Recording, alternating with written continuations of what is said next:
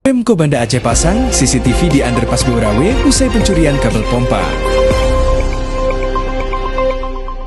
Underpass Beurawe di Banda Aceh terpaksa ditutup sementara pada Selasa 5 Mei 2026 setelah terendam air cukup tinggi. Akibatnya, arus lalu lintas dari arah Kesdam menuju Lamhuk dan sebaliknya harus dialihkan, membuat pengendara harus memutar lebih jauh dari biasanya.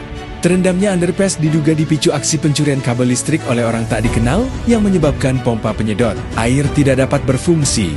Pemerintah Kota Banda Aceh melalui Dinas Komunikasi, Informatika dan Statistik, Diskominfotik, langsung menindaklanjuti insiden tersebut setelah diketahui kabel pada panel pompa submersibel dicuri. Kepala Diskominfotik Kota Banda Aceh, Muhammad Zubir mengatakan, pihaknya segera melakukan langkah antisipasi agar kejadian serupa tidak kembali terulang. Hari ini kita sudah melakukan survei kebutuhan untuk menentukan jumlah dan titik strategis pemasangan CCTV di area underpass Beurawe, kata Zubir.